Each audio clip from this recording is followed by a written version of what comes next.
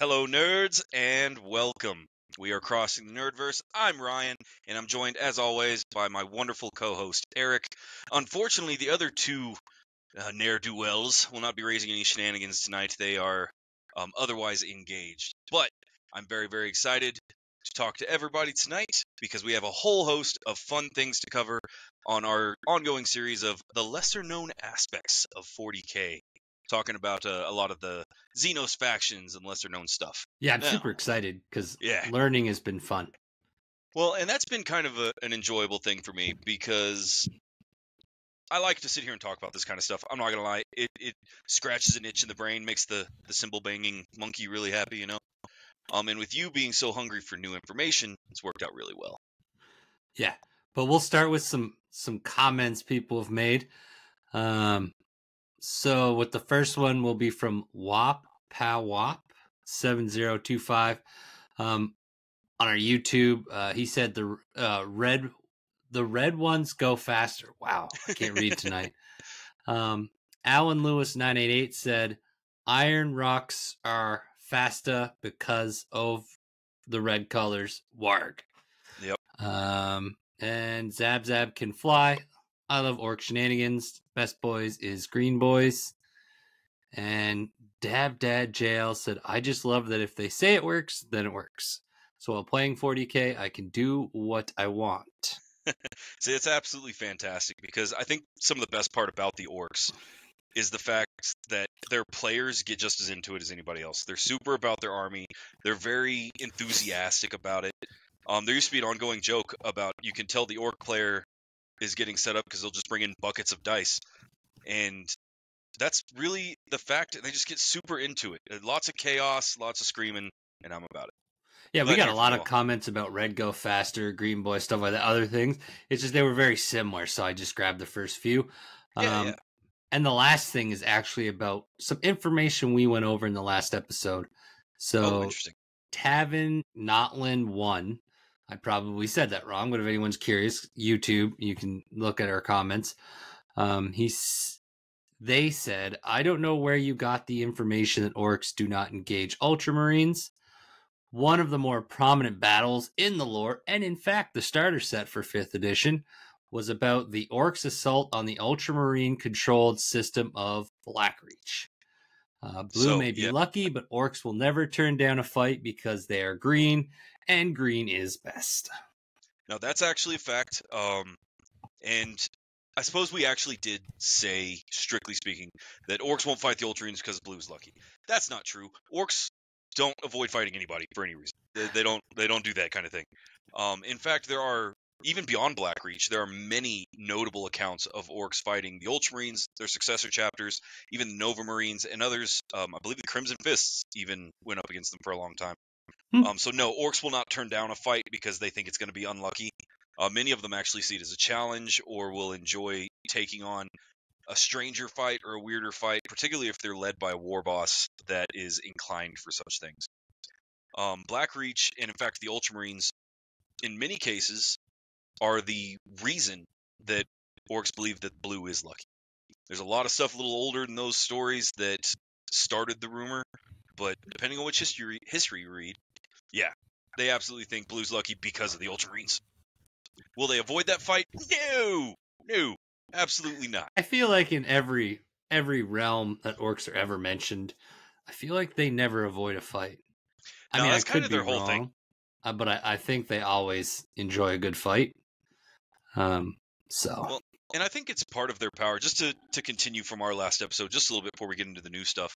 Part of their whole shtick, their view on life, I think is part of their superpowers, because if they ever took a minute to really digest the terrible situation they find themselves in, particularly with like Tuska, the demon killer, and stuff like that. Can you imagine just getting pulled away from the galaxy into this eldritch unknown realm where blood rains from the sky just so you can fight in a gladiatorial arena against the most abominable and dangerous creatures imaginable? Nearly everybody else break under that situation and simply die. Not the orcs. They don't care. Don't care what you look like. And so it kind of helps them stay, I'm going to use the word sane. I guess sane is relative in this particular case, but Yeah. Like everything. Right. All right, so I am excited for our stuff that we're going to cover tonight, guys, and I'm going to do the exact same disclaimers that I always use.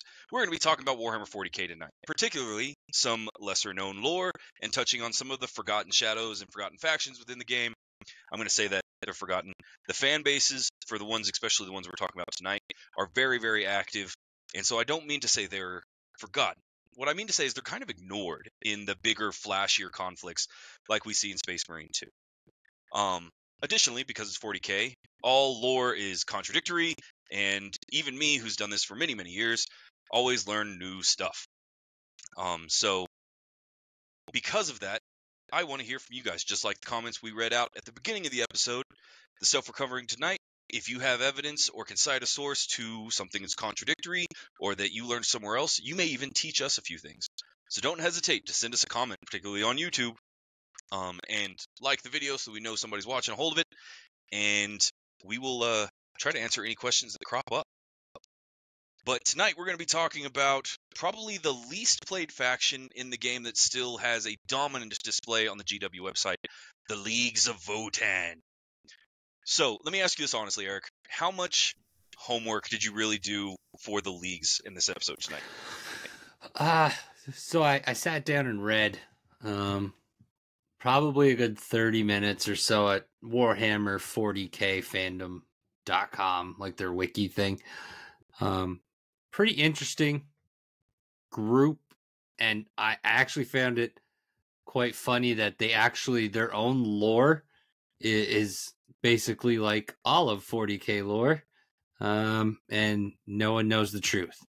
So I love when a game actually has a race of beings that comment on it the way the whole game is actually designed. Yep. So it makes it very interesting. And they did seem like they should play a bigger part in the story. So I'm surprised that like I haven't seen anything until now about them. Like nothing was mentioned in like the Horus Heresy or anything like that. Well, the reason behind that's kind of intriguing to me.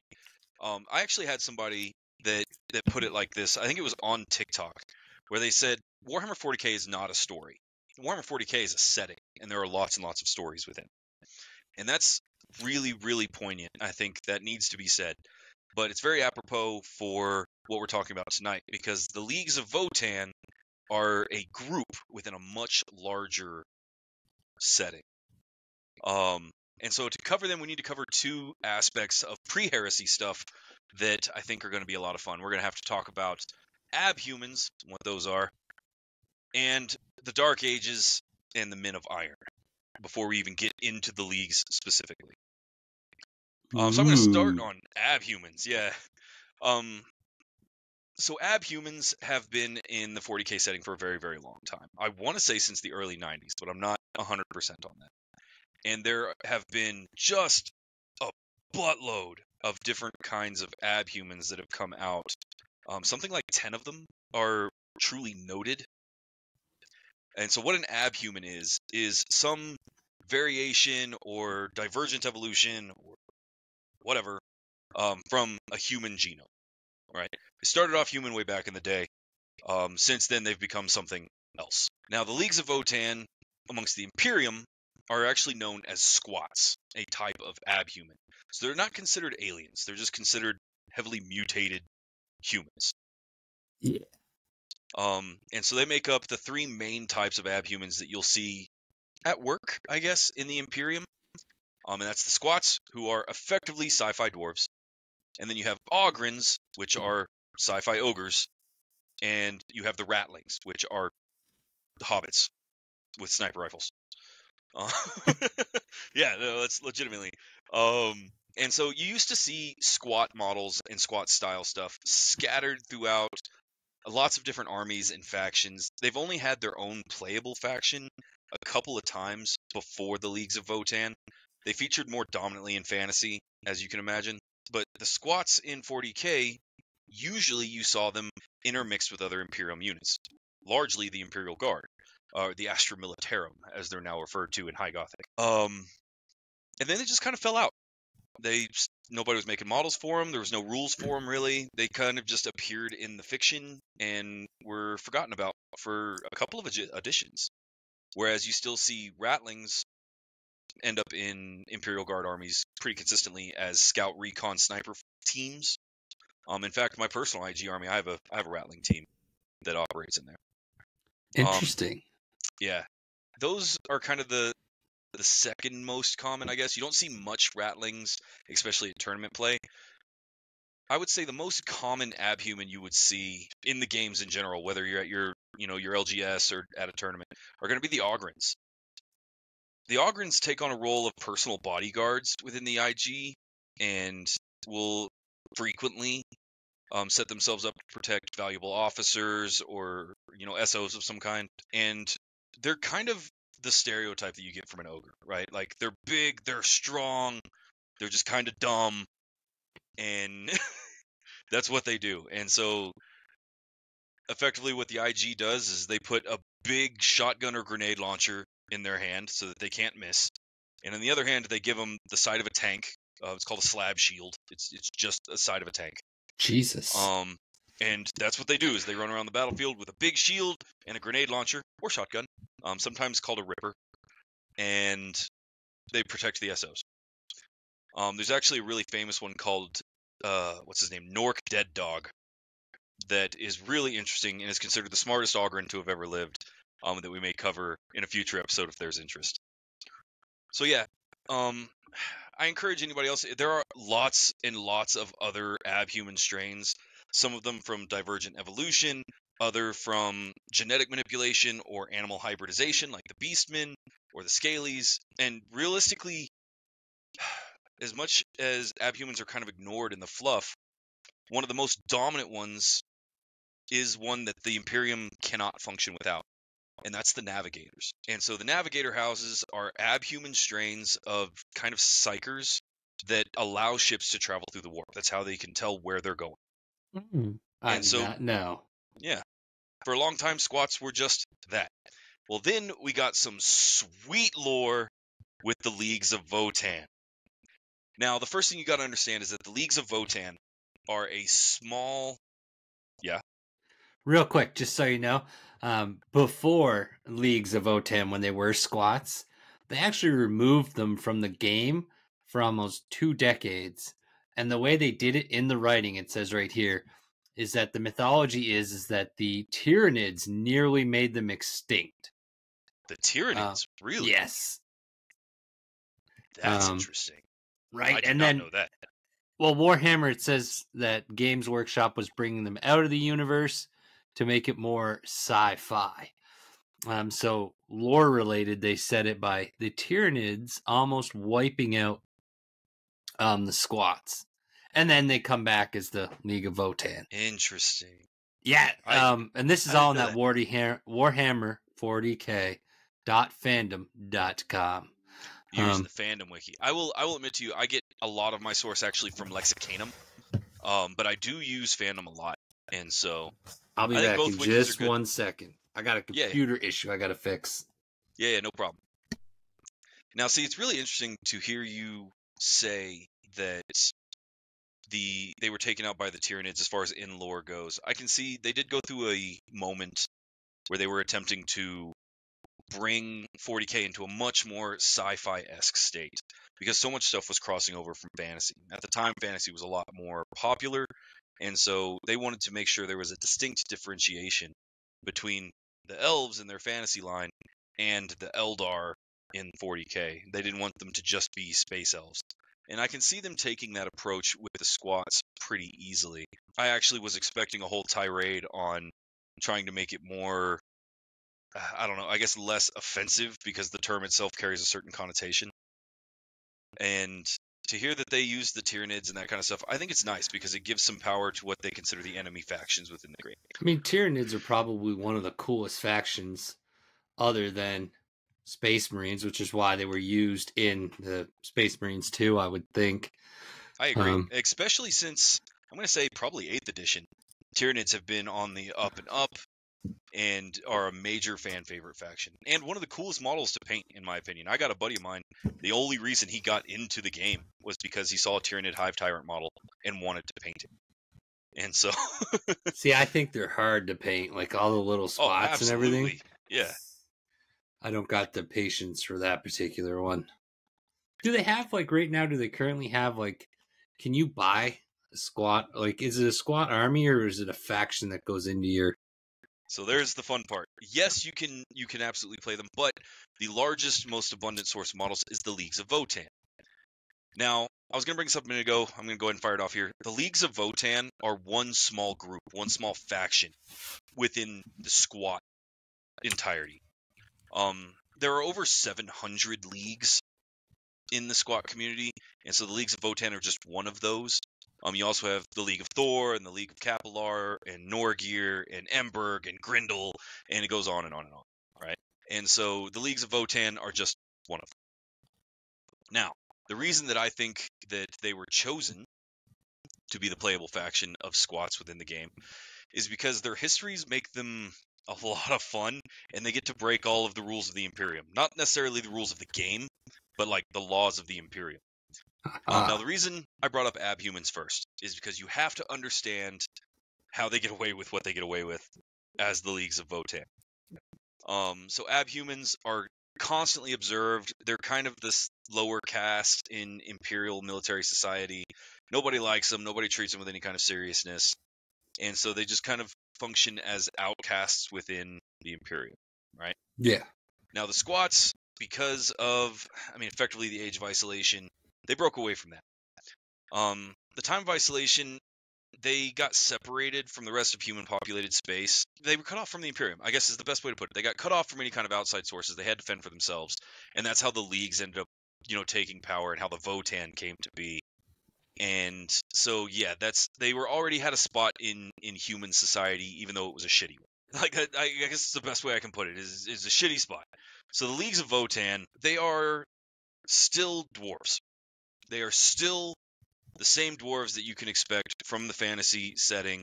They actually play very similarly to the Kharadron overlords in Age of Sigmar. And their whole shtick comes into two distinct points.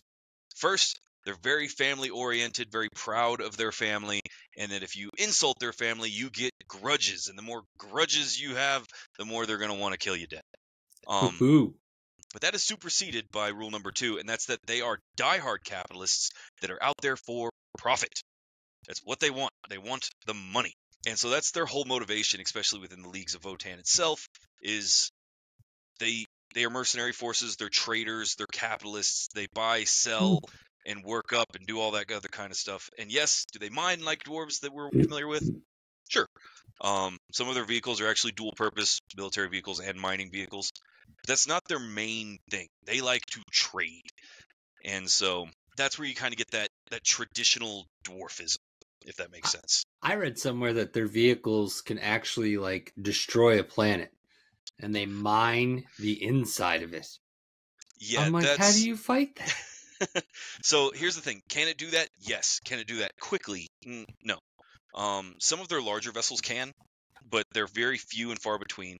And additionally, they don't have the numbers in order to truly make sure they get every little bit of a planet that they break like that, right? Yeah, oh yeah. So what they will do is, especially on a smaller planetoid, they will core or mine into the core of the planet, and then they have vehicles that can leverage that planet apart. Sometimes through explosive charges, other times actually through giant robotic arms where you get into the middle and just push. That way they can get to the core and to the good stuff, and they can harvest it more efficiently and more economically because they don't want to waste anything. Now, do they have ships that can just crack a planet? Yep, they sure can. But they don't do it a lot because they don't want to waste the pieces, right? Yeah. So that's effectively what the Leagues of Votann are on the surface, and the way the Imperium views them. They're colonies of dwarves out there that came back from the time of isolation, and they have some upgraded gear, and huzzah. Okay, so the next thing I have to ask you is one big thing I noticed that's different from like the kin and the Imperium is their leaders are robotic constructs called Ironkin. except for anybody from the Imperium will get told otherwise. Because this goes back to what I was talking about a minute ago. In order to understand the Votan, you have to understand several other key points. What's an abhuman, and the Dark Age of Technology, and the Men of Iron. So an Ironkin, and this leads into what the Votan actually are, is heresy. The Imperium can't learn about them. It's not good. Yeah, no, absolutely. I mean, because they're robotics, so they're like AI in a sense. Yep. And as we learned, I believe a couple episodes ago, the Imperium does not care for that. They had the Dark Age that basically all their AI and technology turned on them and tried to kill them. And so now they're like, no, technology, bad. They had Skynet. Yeah, they had a Skynet moment. That's exactly right. And so the kin, especially within Leagues of Votan, they didn't take that approach. They fully adopted AI. And I say artificial intelligence. It's not like our artificial intelligence. These are actual sentient synthetic intelligence that embody aspects of their society. And so, yes, effectively the Ironkin are just Men of Iron from the Dark Age of Technology that carry on and are considered full-fledged members of the Leagues of Votan, which I don't think would be that hard for their society, considering that all of them, to a man, to a person, are template created, effectively clones. Like, none of them are, there's not a natural birth rate, as it were. I'm sure there is, but they're most known because of the clone schemes, the templates that the Votan use in order to create more squats. But that also made it so that that also gave them their, I hate saying it, but like their dwarvish style stuff, like the strength, the endurance, and things like that is also Absolutely. Because they played with their genetics, which I found, again, rather interesting for 40K. Yep. Because they're, like I said, they're breaking all the rules. They break all the laws. In fact, they're Votan. They're what they're named after. Let's go ahead and cover that, right? The Votan are the leaders of their society, and effectively what they are, they're one part deity or god, one part great ancestor, but ultimately what it actually is a Votan is an artificial intelligence that is created by uploading the thought patterns of all the Votan that have come previously. And so all of your loved ones that die get uploaded into a giant computer, and that giant computer is a Votan. And so they engage in direct ancestor worship, and they use AI, and they're cloning themselves and messing with their genetics and basically doing everything that the current Imperial Creed says not to do. Which is funny because Space Marines, or the Emperor genetically made Primarchs, which genetically made Space Marines. Oh, absolutely. We could do entire episodes on the hypocrisy of the Imperium. Like, here's the short list of it. Messing with your genetics is bad. Don't do it. Except for the fact that the God Emperor, who we all venerate is infallible, did that. And then his Primarchs continued to do that in successful and unsuccessful cases, like the Canis Helix for the Space Wolves, or the Raven Guard genetic manipulation, or, the existence of Primaris Marines. Don't have AI. AI is bad and it'll kill you. That's why we have to use servo skulls and cherubs. Except for, don't. Like, it's a whole thing where the hypocrisy of the Imperium is direct. Like, the number one hypocrisy of the Imperium is Psykers. Psykers and psychic powers are what made the Emperor capable of doing everything he did. Right. The Space Marines, the entire program, the use of gene seed, how they were made, guess what that was? It was space magic. It was chaos magic. Space magic did it all. And so, yeah, let's go ahead and hate all of our Psykers. We need to have them in order to jump to FTL or control a Geller field or, do anything else. We need 1,000 of them a day to sacrifice to the Emperor so that the Astronomicon keeps working. But no, hate the Psyker. They're abhorrent. It's so dumb. Like, and here's the thing. One of the factions that are most known to adhere to that anti-Psyker tradition is the Black Templar Space Marines, right? And the Black Templars are badass. I think they're super cool. They look super cool. But they can't function without Psykers. Every one of their crusade ships have entire houses of enslaved Psykers to navigate for them. All right, we got to get back on. Anyway, so yeah, the Leagues of Votan, break the rules. They're going to go ahead and clone themselves. They're going to mess with their genetics. They're going to have AI friends to robot around with them. And they're actually going to worship not the God Emperor, but the ancestors that are now uploaded into a giant AI figurehead. And so, yeah, that's the Leagues of Votann in a really kind of crucibled nutshell, right? And I really, there's so much to talk about with each of those things individually that I want to make sure that there's an understanding of like what they are and what they do, because we're dealing with a bizarre onion here. Because like the Leagues of Votann, this playable faction that you can pick up for Warhammer 40k, great, they're super cool. They're Space Dwarves in fancy armor, but they're just one small part of a faction within a much larger abhuman community that are all collectively lying to the Imperium because they don't feel like dealing with their bullshit. Now, society and culture. The kin are, I guess, they're kind of a bad stereotype based off of Tolkien's dwarves, right? They're all about finding riches and finding new ways to make wealth and striking deals with anybody, and they'll trade with the Eldar, they'll trade with the Imperium, they'll trade with the Tau Empire. In fact, the Leagues of Votann in particular have worked with the Tau Empire on many occasions. But because of their time after the time of isolation, they learned that it was super important to not just be self-sufficient, but to have a stockpile in case of emergency, and to make sure that you don't trust anybody too much, but you also don't have any enemies. So they kind of try to hit that middle ground. Does that make sense? Yeah, I'm just reading that. Like, I just remembered something, and I brought it up because I wanted to make sure I got it right. Like the first truths. Yes, It's the like truth is okay. the generic thing there. Like, the earliest ancestors departed the kin world. Almost certainly, because you can never be certain with anything in 40k. Yeah. Pre-Imperia Terra during the Age of Technology, aboard a fleet of sublight vessels. And the first truth that they were cloned from the beginning, and that the robotic Ironkin have been with them forever, well, earliest days. And it's truth that they set out as miners, prospectors, and void dredgers, whatever that is. So a void dredger is somebody that goes out and they find junk in space and salvage it. Oh. And they do not know why they never returned back to humanity, civilization. So that's it.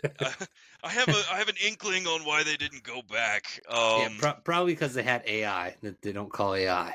Well, and even without the AI, they were considered like mutants and downcast and monsters and treated like hot shit all the time.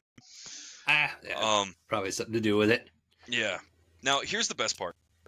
Now, a lot of the Leagues of Votann are notable due to their technologies, right? They have AI structures, they have incredible suits of power armor, similar to what the Space Marines wear. They have incredible ships and pieces of technology that can be even world breakers, like you mentioned earlier. Right. You would think that this would be, my assumption would be that most of this came from their trading, right? Like they'll take a little bit from the Eldar and they'll take a little bit from the Tau and they'll mix it together and simmer over low heat until it's dwarven. But that's not the case. You see, most of their technologies actually come from what's called an STC, or a standard template construct, if I remember correctly. And these patterns of technology were lost to mankind during like the golden age of technology, right? When everything was great and all the technology was good, and humans spread out into colonies covering the galaxy, a lot of that was lost during the dark age of technology because robots hate us and Skynet had something to say about it. The Boo, Votann, Skynet. yeah, the Votann in particular, and most of the kin, if I'm being honest, based all of their technology off STCs they found and just didn't give to the Imperium. Like, it's all human tech. Makes sense. Yeah, I thought that was a cool little touch, right? And it just keeps adding layers to the Votann on, like, they want the Imperium to keep thinking they're dumb, dwarven, squats just kind of on the fringes of space, because that is where they have excelled. Being ignored by the Imperium is where they've been able to do the best for their culture. And so they keep keeping all the good stuff away from mankind. The STC templates, let me put it to you this way. An STC for a more efficient toaster has started wars with the Mechanica. For those of you that are uncertain, the Mechanicum are a suborder of humans from Mars and other Forge worlds that deal with technology. And they strike an unusual line because effectively they're research and development for the Imperium, but by Imperial Creed, you're not allowed to advance technology because of the Dark Age. And so their whole focus is figuring out new ways to use what they already have, better ways to use what they already have, what is considered non-heretical technology. But yeah, they have started whole wars and sent battalions of cybernetic soldiers to get a toaster blueprint. And the Votan have power armor and spaceships and ground vehicles and AI construction that the Mechanicum would lose their 10 bits over. Yeah, no, it sounds like they're very, very good at war. Well, and interestingly, I would say that's not really their focus. They have lots of really good warfare stuff. Don't get me wrong. Yeah, I was gonna say no. From everything, like when I was reading and stuff like that, like it just seemed like they're good at it, but they only do it like if they have to, type thing. So like if they feel like you're a threat to their kin, like goodbye. It was nice to know you. We appreciate you dying. And then they take your stuff.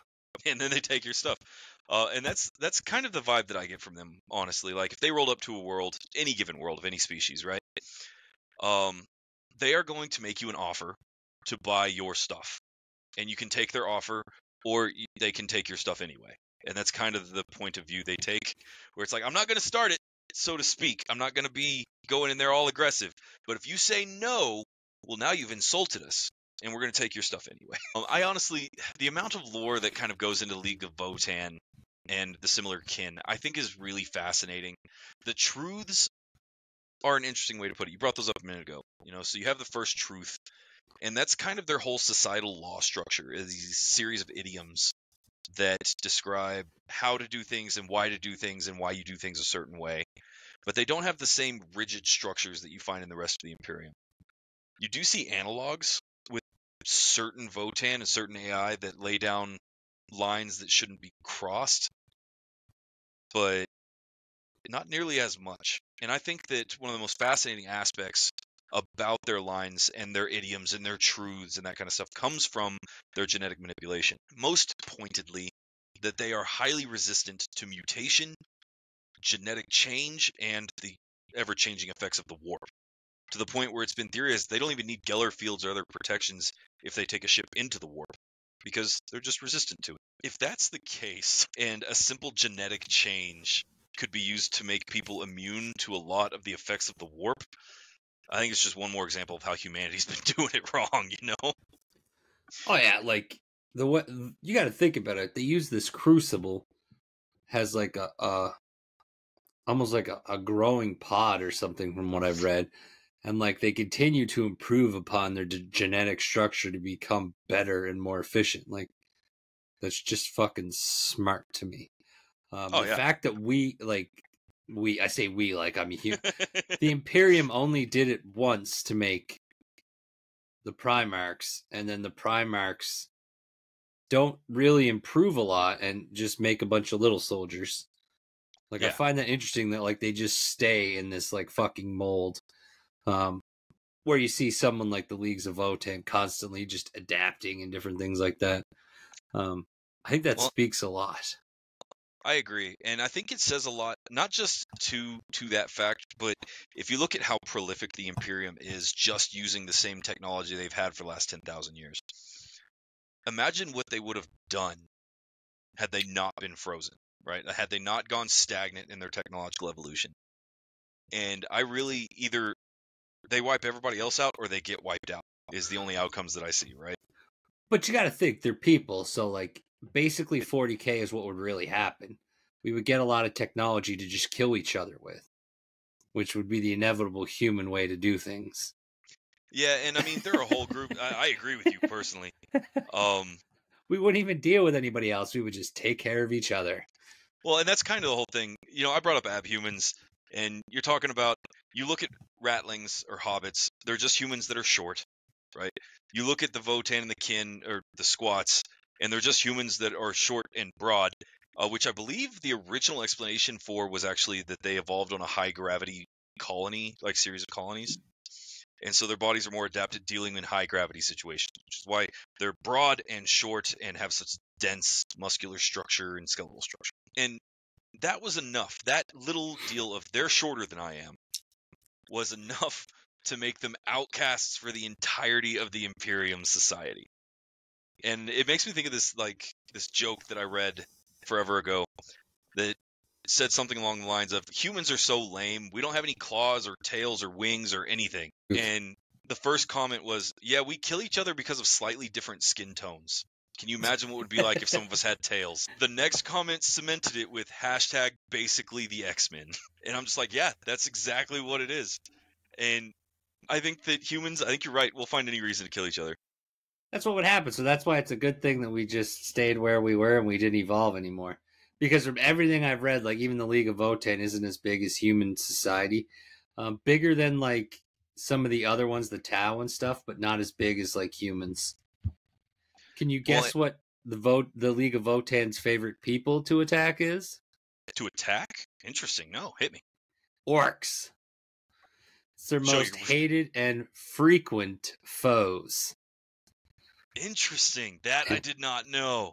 Yeah. Orcs. Man, everybody got it out for the orcs. No wonder they like a good fight. Yep.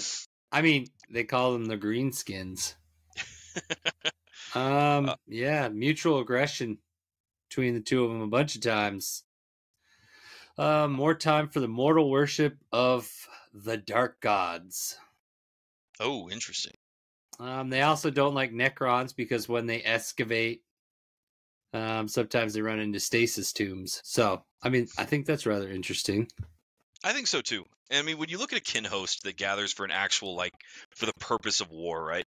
And here's the thing, you get on Lexicanum, and you can read up on the Votan and the squats, and there's pages and pages of cool stuff. When you click on kin host, it just gives you a one-paragraph description of it's what happens when the Leagues of Votan go to war. And I think that is so underwhelming to what's actually happening between the Iron Masters and the Living Ancestors and the Votanic Council and everything that has to happen to do that, to watch them bring incredible technologies to bear in warfare. And yeah, you're talking about some of their stuff they use for just industrial purposes. The particle excavators, for example. The particle excavator's whole job is to bore out a star and gather all the star stuff up to be used. When taking a star out of a system dooms everybody and all the planets in that system to a very cold death. It's a very easy way to take a whole bunch of people out. But they use it because there's valuable heavy metals and other fusion material in that star. Yeah, it's some genius stuff. I see that we have a few listeners, so I've posted up in there if anybody's got some questions they want answered, throw them out. Ryan will probably be able to answer it way better than anything I can do, because I am definitely still learning, especially about the Voltan, because yeah, I'm definitely excited. 40K's really got me pumped for some sci-fi fantasy shit lately. It's interesting to me. So I've been playing since the 6th edition of the game, right? Effectively, I've been playing since 5th edition, but I caught the 5th edition right at the tail and moved into 6th edition. And if I did my math right, I'd have to look at my boxes. But to watch how the story itself has evolved has been wild. And the Leagues of Votan are, I think, the premium example of how the setting will continue to evolve and change.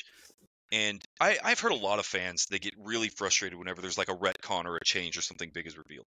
Hell, I've been one of those fans. When they first introduced the Primaris Marines, which I believe was 8th edition, all I could think of was their simple existence is heresy to the Imperium. How can this be a thing? And it felt very shoehorned, where they were like, oh yeah, Belisarius Cawl made the Primaris Marines 10,000 years ago under the Emperor's direction. He just kept them in his pocket for some reason for 10,000 years. Yep, that's how that worked. Makes sense. And it's oh, come on, man.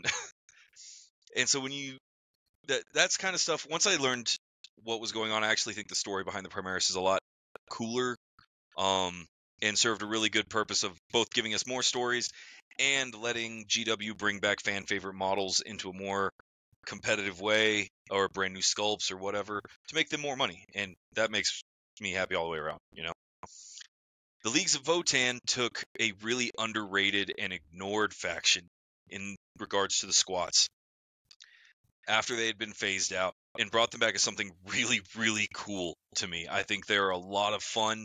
I think Space Dwarves should be just a basic sci-fi trope staple now. Like, there are 10,000 different ways to do creepy alien bugs, like the Tyranid. I think Space Dwarves should always just be side by side on them. And just so everybody's clear, the League of Votann refer to Tyranids as the Bane. Yep. And they avoid them because they are intelligent and dangerous predators. But when they can, and they can get an isolated hive ship, they definitely attack and steal their resource-rich bounty of biomatter. Oh, yeah. So they don't completely avoid Tyranids. They're just smart about it. All right, so I do want to read a short little section. This is from the Lexicanum, and I think we'll kind of explain a little bit here. So the Leagues of Votann were very much, they weren't part of the game, right? Like, they didn't get added till way later. And that's because of the time of isolation of the squats. But the Great Rift opening really took them to a different direction. So check this out. It says, the formation of the Great Rift has shaken the Leagues of Votann to their foundations. Many new warp storms. And then it lists some warp storms in, I can't pronounce the names. It's like Orgvear, Gerok, Tjorl. I can't do it. And others sense. all appeared simultaneously, swallowing entire systems. Holds vanished amidst the new swirling warp storm belt, while trade routes were severed. Many kindreds were compelled to relocate their holdings, abandoning regions held for thousands of years and venturing out from the galactic core to seek more stable areas to settle.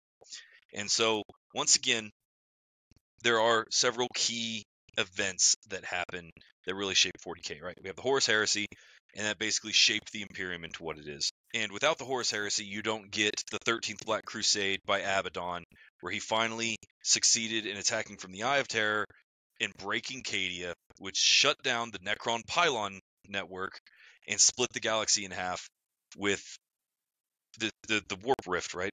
Until you have the Dark Imperium and the Primary Imperium. Because of that, the Leagues of Votann were perfectly happy, flying under the radar. They lived near the galactic core. Everything was Gucci. They had no problems at all, just dealing with the Tyranid when they got annoying. And then the galaxy broke in half because of something that happened 10,000 years ago. And now they're having to come out and be like, hey, friendos, can I borrow some milk? You know what I mean? And so, yeah, it's a blast. This is a faction that I would heavily recommend playing. I'm going to address the listeners that might be thinking about getting into the game. The Leagues of Votann check off several key boxes. Most notably is that they're a smaller faction with very unique models and sculpts that I think are a lot of fun. They don't play like anybody else plays, in my opinion. They're not a clone of anybody else. They have a lot of personality that you can bring to the table in a way similar that the orcs have their eccentric, manic energy. Instead, you get to come in with this, like, not Sebulba, what was his, Watto from from the first Star Wars movie, from Phantom Menace, where it's all about the money, right? It's like, your mind tricks don't work on me, only money. And I was looking through their rules, and so I wanted to take a section, if you're up for it. I know we're running a little short on time. No, you're good. So the way that their army rules work in the game are fascinating to me, and it does not mesh with any of the armies that I play. So their first main rule is called the Eye of the Ancestors. And effectively what this means is, the more you hurt them, the better they get at hurting you. And so it really kind of cements that vibe in of, like, we didn't fire first, even if we maybe gave you no choice. And so effectively, whenever an enemy unit destroys a League of Votann unit from your army, that enemy unit gains a judgment token. An enemy unit can never have more than 2 judgment tokens. And if they have 1 judgment token, you get to add 1 to your hit rolls. If you have 2 judgment tokens, you get to add 1 to hit and to wound rolls. Now, +1 may not sound like a big deal for people that play certain kinds of games. Oh, it's huge. It's huge. In a game where everything is based around the roll of a single D6, usually multiple times, but you're dealing with a D6. the difference between a 3 and a 4 is massive. And would it be to each one of the dice, or would it be just one of the dice? Now, each of them. So each, like if you rolled like 4, so what that would each mean one is, of them would. if you're attacking a judged unit, right? And you're hitting on, let's say you're hitting on 4s, right? You need to roll these 5d6s, and for every one of them that gets 4 or better, you get to do some damage. Right. This moves it to a 3 or better for each of them. Now, there are certain factions that work like you're describing, but they'll be very specific and are few and far between. Okay. And then getting to add 1 to both the hit and the wound roll for a unit that's killed 2. That's huge. A major deal. This is turning a 50% wound ratio into a 66% wound ratio, is what that's doing. But this is genius, because it literally takes one of their lore abilities, which is when they die, they go into the Votann. So like this literally takes it as like you killed him, but now his knowledge goes in. So it makes sense. So it's really like Games Workshop, like people can give them kind of some about what they do for money, but like that's a genius move to like incorporate lore into the actual dynamics of the game is like really cool. So it is nice to see a move like that on a character. I absolutely agree. I 100% agree. I think that is a brilliant way to do it. I don't think it's underbalanced at all. In fact, it seems, if I was going to look at it on the broader scheme of things, I like it just because it makes you play like a League of Votann. Like, it puts you in that mindset of like, okay, I mean, I'm good at what I do, but if it's somebody that's wronged me and it's going in my grudges, I get better at it. And so it makes you start thinking like your army would think. And I think that's a lot of fun. They do have their own codex right now. They have several different kind of enhancements and stuff that they can do, but I think that basic catch-all army rule that they get, that Eye of the Ancestors, and again, like you were saying, from the Votann and the Ancestors upload itself, I think it's perfect. I wouldn't change anything about it. Not at all. I actually just pulled up some more notable truths, expressions that are used by the League of Votann that people could use while they play if they wanted to. Yeah. So, sailing to far space. This expression describes an endeavor, strategic maneuver, or the like, which appears foolhardy. Anywhere outside of the primary League territories in the galactic core is considered risky and unwise to stray into without good cause. So that's sailing to far space. Another one. I love that. That's great. Another one is the ancestors are watching. This idiom is both a reminder that kin must always live up to their ancestors' expectations and also a reassurance that their ancestors live on in the families of the kin. It can be used as a battle cry, a warning, or a blessing. And the last one, waste feeds the void, personifying the, I don't know that word, like educated people know this word, inimical. INIMICAL. Environment of space as a hungry predator. This truth expressed the idea that wastefulness, idleness, or oversight is likely to feed the crew of a kin void ship to the ravenous beast. Can be applied to almost any situation in kin society, from expending ammo on poorly chosen targets to failing to recycle food waste. Again, I'm getting all this literally straight from just Warhammer 40k fandom.com, right under Leagues of Votann. There's a few more. I don't want to read them all because it'll just be me reading, but it's just some cool things that you can kind of say while you're playing if you really get into the game. And just, I don't know, I find some people really get into role playing, even though it's just a board game. Not just a board game, but even though. But no, you're not wrong. Like, what's funny is, so I've had conversations like this with several of my friends, right? Particularly while they're putting new armies together, where there's different trains of thought. And so you will find people that are like, okay, what unit do I need to add to my army in order to shore up this weakness or get a couple extra points in my games or whatever, right? And they put their army together very mechanically minded, what we call a crunchy army. And there's nothing wrong with that. That's super cool. It lets them perform well on the table, and a lot of people are motivated by wins at the table. I'm not one of those people. Like, my win-loss ratio is abysmal in 40k. I'm not good at this game. Part of the reason for that is because I put my armies together based on a story. And so, do I want to get a full collection eventually? Well, yeah, of course, who doesn't?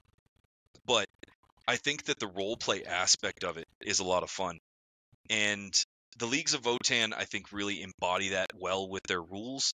And I think that they would be particularly fun to run as a Crusade army on the tabletop. Now, we'll be honest. I've never played them, right? I've never played against them. I've never fielded them myself. I've looked over their rules. They look super cool, and I think that they would be so much fun to have on the table. Additionally, their models, I don't know if you've ever looked at their sculpts, but their models are beautiful. I've seen a couple. They definitely look interesting. It for some reason it makes me think of Shadowrun. I don't know why. Interesting. So but yeah, it's pretty cool. It definitely captures that space dwarf aesthetic that you see pop up in several different references, right? Deep Rock Galactic is a game that several of us here at Crossing the Universe play. That this is what it looks like. You're just dwarven miners out there cutting rocks. And for those of you that played this kind of deal, their vehicles, particularly the Hecaton Land Fortress, the Sagittar, I don't know how to say it. They very much give me not Star Citizen. Elite Dangerous? No, the new Bethesda game. Starfield, yes. Their vehicles look very Starfield-esque to me, where it's that kind of NASA punk vibe, right? Like, right. I don't know how better to describe it, but it is. It's kind of a NASA punk. It's very rounded edges, lots of like extra padding and armor, and lots of very Mars rover-esque kind of stuff. But then they offset that with armors and robots and stuff that's very traditionally dwarven, lots of runes and plates of armor and oversized weaponry, right? And I think that's super cool. And I definitely find their color schemes to be interesting. Yeah, I think that's probably, especially the baseline color schemes that you see on the GW website, that's one of the most appealing things that I can find. It's very Viking-esque, right? They use a lot of very dulled, cool colors offset by flashes of gold and runes. In fact, I'm looking at some of the models right now. The Hernkin Jaegers are some of the coolest looking models I've ever seen in my life, and I want them so bad. Because it's just a bunch of dwarves in trench coats with industrial mining equipment. And I think that is so cool. Now, one thing with the episodes that we're going to be doing for the next little while is I'm hoping it'll help people pick an army, possibly, like with some lore and stuff like that. And the only reason I say that is because before you jump into an army, I would learn about it. Because once you get into it, not that it's impossible to get out, but it is difficult though. It is. Like, you can always find people to trade and things like that, probably armies of other people that are tired of what they're playing. But it can be time consuming, can be more money and stuff like that. So it's just it's very important that, like, once you are interested in this now, even if it's just because, like me, Space Marines 2 brought you into it, make sure you pick a good army.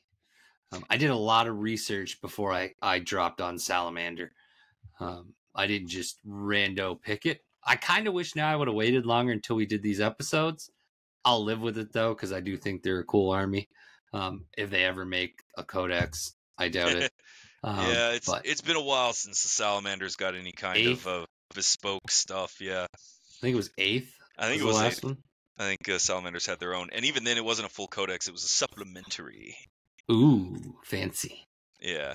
No, but in truth, that's kind of what I'm going for as well when we look at some of these like lesser known factions.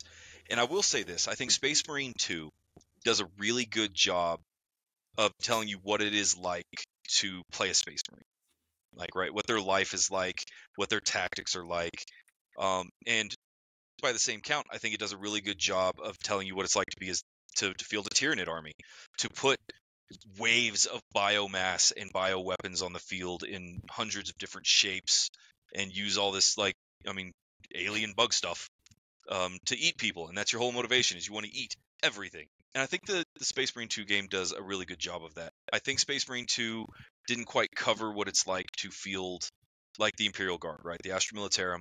We got to see them in the game, and I'm glad to see my Cadians represented. Cadia stands. But they don't really cover what life is like and what the story is like for the Imperial Guard. And they definitely don't cover things like we've covered recently. They didn't touch orcs at all. You can get a good idea of the orcs if you want to go back and play the old Dawn of War games, particularly Dawn of War 1. But they also they're not going to cover squats, and they're not going to cover the Leagues of Votann, and that's why I'm glad we're doing these ones. And so to kind of bring us into a close, we have a few things we're going to talk about still, but if you are looking for an army with a unique visual, fun technology, a humanized mindset that you can really kind of embrace, that wants to use forbidden technologies and forbidden, you know, social practices right under the nose of the Imperium. If you get mad when somebody does something bad to you and you want to get them back, the Leagues of Votann are one that you should strongly consider. If you like Dwarven aesthetic, can get behind capitalism-driven warfare, and get mad when somebody does something bad to you, that's what the Leagues of Votann are. This is also the army that Han Solo would play if they had 40k in Star Wars. I think I kind of agree with you on that one. That's an interesting point of view. He would. Huh. Totally. I mean, technically, he would almost be one of them because he believes in getting riches and making deals, and if you mess with him and his family. Now, the good news, additionally, if you get into the Leagues of Votann, these are one of the armies that are, I call them crossover armies, right? They're armies that you can use the exact same models to play full 40k with, or you can use them to play some of their other games like Necromunda or Kill Team, and that kind of stuff. And so it's a really good one that you can get into it small if you want to check out Star Wars. Now you got me all messed up. Warhammer Kill Team, or some of their other smaller scale skirmish games like Necromunda. This is a good way to kind of check that out, so you're not wasting your cash, and you have a good team that you can play in Necromunda or in Kill Team. And if you like them, expand, get you a full kin band together. I've even seen some ambitious people actually model up a Votann itself. But yeah, as always, guys, we're getting close to the end of the episode here. I do want to take a minute to thank all of you that have listened in. You're the reason we do this kind of thing. And because we are all beholden to the algorithm and our own ancestral Votann, I'm going to ask you to do all the right ritual stuff, perform the magics, hit that like button, leave us a comment, engage with the video, and most importantly, tell your friends you think might enjoy it when we're live. Hey, nice. I'm excited to see your salamanders coming along. It's cool for me to see you going that, because salamanders are one that I considered for a very long time before I decided what to do for my Imperial army. And so you'll have to tell me once you get them on the table how they start performing. Yeah, unfortunately, I'm one of those people that can't play until they're done. You absolutely can, everybody. Oh, don't ever think yeah. you can. You legitimately can. I've never met a nerd that'll be like, "That's not a salamander army because it's not painted." No one will do that. If you go down there and you let someone know what your army is prior to playing, since they're not painted, you got to let them know. Anybody will let you play, dude. I saw people the other. I was somewhere like doing something, like people had like straight grays on the table. Like, it's not a big deal. Nobody minds. It's just it's a me thing. It's an unfortunate side effect of being me. I'll be honest. So. The stereotype and the trope exists for a reason. Like, everybody that's in this game, to both play it and for the hobby aspect, will have the gray pile of shame. There's nothing wrong with that. It's cool. Paint your models how you want to paint them. Play them how you want to play them. And Eric is absolutely right. I've never had anybody tell me, "Oh, I don't want to play with you. Your army's not painted, burr." Like, no, that's not the way it's going to go. And if it does, I'm sorry. And the upside to the gray, you can switch your army a lot easier. So, like, if you did want to try out a couple different armies, I would almost recommend doing it gray. And using different codexes, because you can get GW for as much grief as some people will give them online, which I have seen, which every company gets. They have a lot of free digital stuff that you can learn this game. So check all that shit out. And if you want, just buy Space Marines and just play using the different abilities at different times. Can't mix them up while you're playing. Sorry, folks. That's one thing you can't do. So if you're going to start the game with, like, what do they call them? The Smurfs or something? The Ultramarines? You're Ultramarines until the end of the game.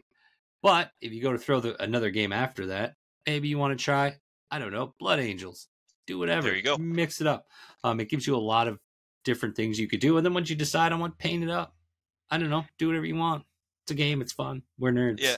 And that's kind of the end of the day, is it's a game, it's fun, and we're nerds. Do whatever you want to do. I recommend anybody that's looking to get into the game, our video series that we're putting on right now should give you at least a decent primer on every army's kind of backstory and the way that they play and our personal thoughts on them. I recommend, for those of you that do not have an LGS, pick up an easy starter box. It's what Eric did. Pick up a starter box or two, kind of assemble them, play with some of your local friends, and when you decide what you want to play, if it's not one of the armies that came in the starter box, give those armies away. Give them to somebody, because then they will want to play, and you will eventually have a gaming group all your own. And the nice thing is, if you buy the starter boxes, they come with almost a full combat patrol for Tyranids or Space Marines. So all you would have to do if you wanted a combat patrol with the Space Marines is you just have to buy I think it's the Librarian in Terminator armor, and that is it. Yep. With the Tyranids, it's a box of 3 aliens. I don't remember what they're called for the Tyranids. Probably but warriors, if I was going to guess. But it's the same cost as the Librarians. So it's an easy way for you and a friend to get into it at the same time. One of you could have the Space Marines, one of you could get the Tyranids, and then you each only have to buy one additional box. Bingo, bango, you got 2 combat patrols. And I learned that thank you to a GW shop in Halifax. Oh, nice. Yeah. He literally straight up, he's like, dude, just get this. He's like, you get 2 armies. So it was nice. I definitely appreciate anybody that helps you out. So it was cool to see. And I have 2 armies to paint, and I'll never use Tyranids, but I get to paint them, so it's cool. There you go. But yeah, guys, again, if you've listened this far, obviously you like what you're hearing. Do all that fun ritual stuff for our algorithmic overlords. Give the video a like. Tell your friend who might enjoy it to listen in as well. And with that, guys, we're going to wrap up our stories on the Leagues of Votann and the AI-worshipping Dwarven kindreds from the core of the galaxy. It's been a lot of fun. If you have any questions, be sure and hit us up in the comments section below. And crossingthenervers.com. Get everything. Find everything. Literally Indeed. Everything. Even the merch. And more importantly, if you want to hear your faction talked about on Crossing the Nerdverse as we pick it apart and give you our opinions so that you can argue with us on why we're so wrong, let us know. You can find us on Facebook, on YouTube, in the link tree at crossingthenerdverse.com, on all the places to get a hold of us. Take it easy, guys. Bye, peoples.